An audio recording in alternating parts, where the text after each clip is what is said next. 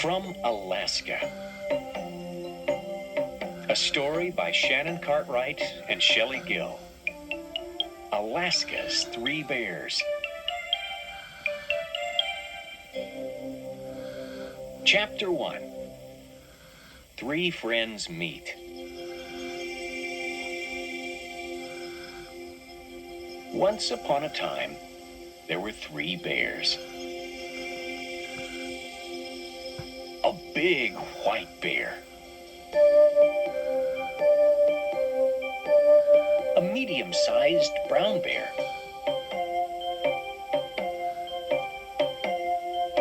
And a small black bear.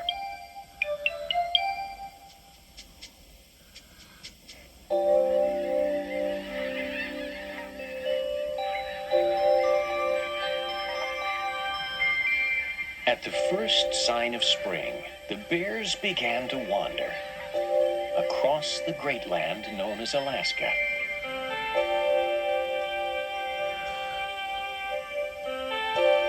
One by one, they came to a vast, empty delta, and it was there that they met each other for the first time. The big white bear was tired because he had traveled the farthest. With spring almost over, he decided it was time to head for home. He just grunted when the brown bear asked to go along. The small black bear tagged behind, skipping sometimes to catch up.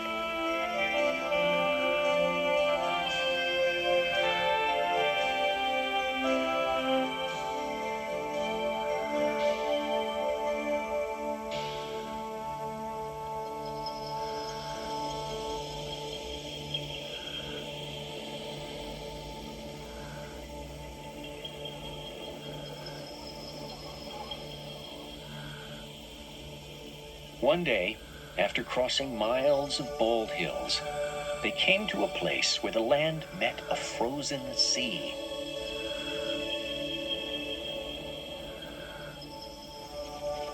The snow crunched as they followed a twisted path through mountains and mountains of ice. The sky was icy fresh, and it seemed to dip and disappear until it landed in the white glare of ocean. The big white bear, the medium-sized brown bear, and the small black bear saw lots of tiny tracks in the snow. "Look, an Arctic fox," said the brown bear. They heard a plop and a splash from a nearby hole in the ice. "A ringed seal," whispered the big white bear. Then everything was still.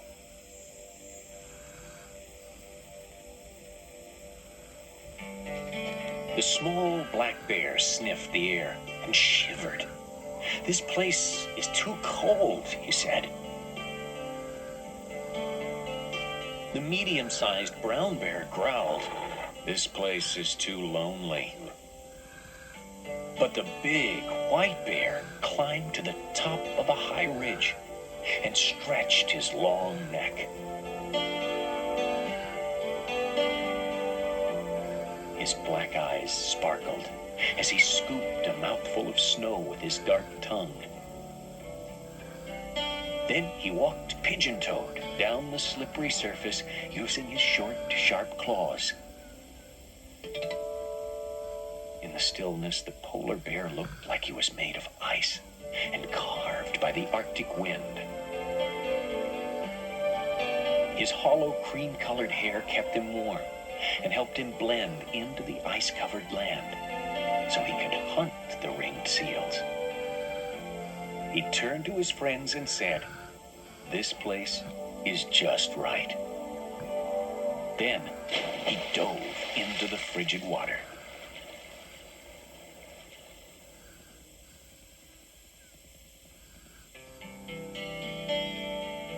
All bears can see and hear pretty well, but their nose is what keeps them from going hungry. A polar bear can smell a seal up to 20 miles away. or under 3 feet of ice. Legends say that he'll cover his big black nose with his paw while stalking the seal. And sometimes, a polar bear will stand motionless over a seal's breathing hole for 2 days, waiting for it to surface. Polar bears are also very clever. One pushed a rock 100 feet and used it to spring a hunter's trap. Then he leisurely ate the hunter's bait. You know, a polar bear's hair isn't really white. It's translucent and hollow. Scientists think that sunlight travels through the hair and is absorbed by the bear's black skin. So the polar bear is solar heated. A polar bear can measure between 8 to 10 feet when standing on his hind legs and weigh up to 1,400 pounds. He has furry feet, and his webbed toes help him swim better and be as much at home in the frigid water as he is on the land.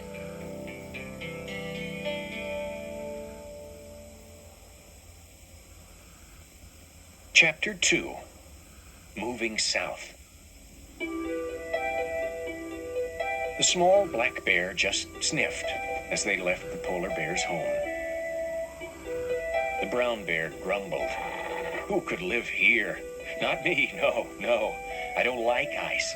I don't like snow. I don't even like fishing at 40 below.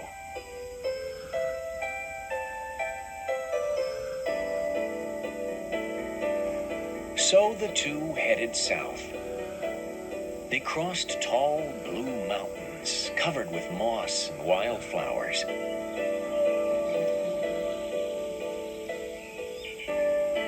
After many miles, they came to a big river. Its sharp banks dropped to the silty water.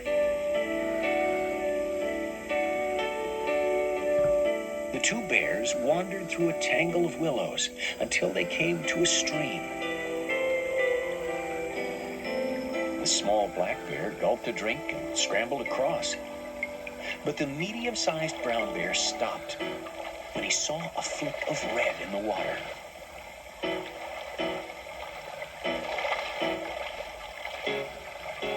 A salmon thrashed his tail, kicking up gravel as he swam upstream. A gentle wind ruffled along the hump of gold-tipped hair on the grizzly's back. The bear turned and saw his own tracks, huge and swirled with wrinkles. Suddenly, he lunged at another salmon, trying to pin the fish down with his big paw. His claws, long and curved, were as perfect for fishing as they were for digging the roots he loved to nibble in the spring. The small black bear groaned. The ground is too hard here.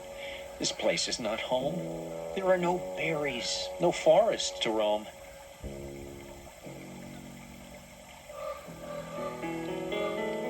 But the grizzly heard a raven calling and saw a caribou prance by on the other side of the stream. There were ground squirrels to chase and roots to dig.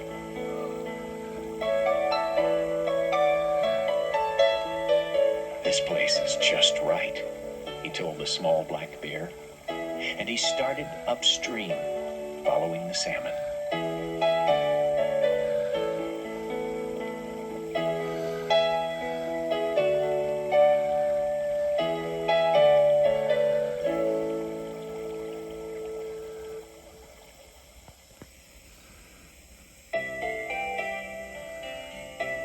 Brown bears eat whatever they can get.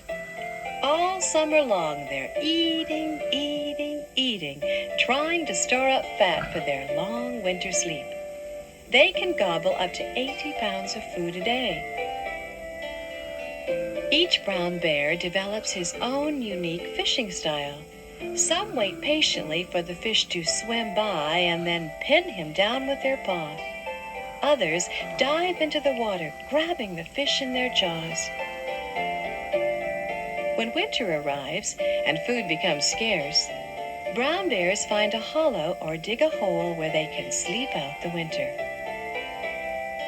Early Arctic travelers called the brown bear the Great One, actually fearing to mention his name. Brown bears stand 6 to 8 feet tall and weigh up to 1,500 pounds.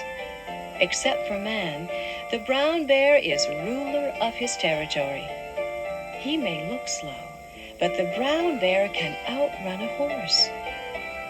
Charging brown bears can sprint up to 40 miles an hour for short distances. Bear country is wild country. So if you're in bear country, be careful.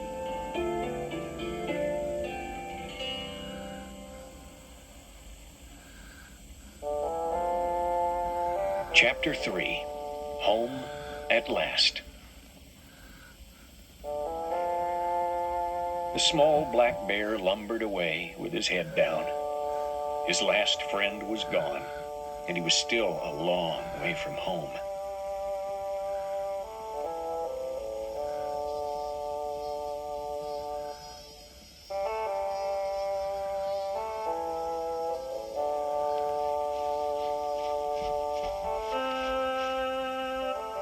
He wandered through the summer, lonely and sad, until he came to the edge of a deep forest.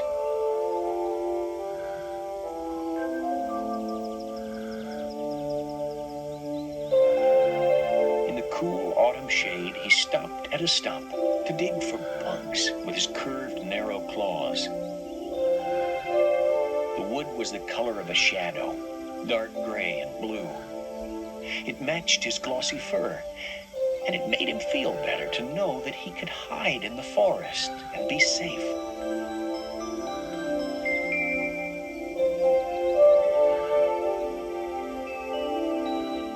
The black bear climbed a nearby tree. He heard the friendly chatter of magpies and smelled the spruce trees. He saw a bull moose and a red fox.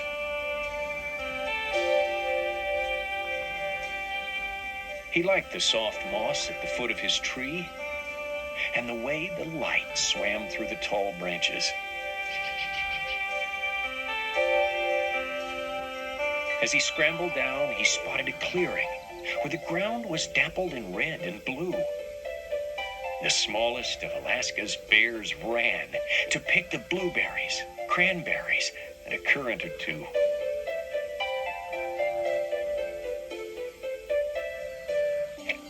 He nibbled and gobbled and gulped. Suddenly, it was all familiar, like a dream he had dreamed before. This place is just right, he said.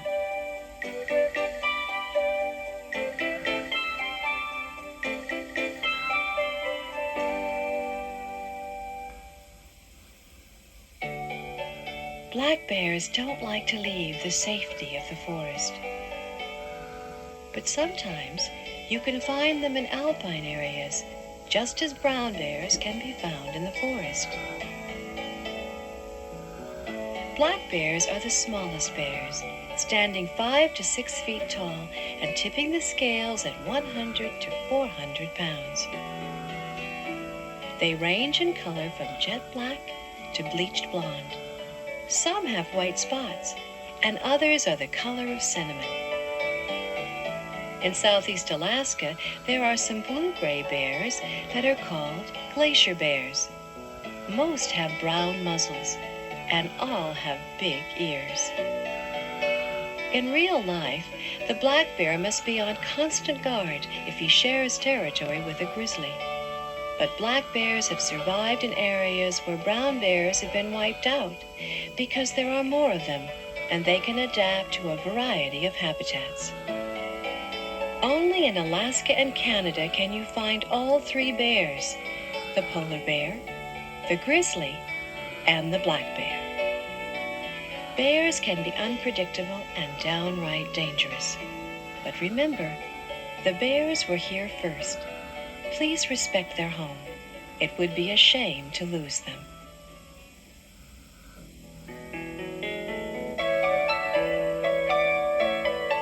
Now, each spring, when the light lingers in the sky, when the geese fly north, and the flowers blow, the three bears come out to wander. They may cross mountains or sail an iceberg out to sea. But no matter how far Alaska's bears roam, they can always find their way back home.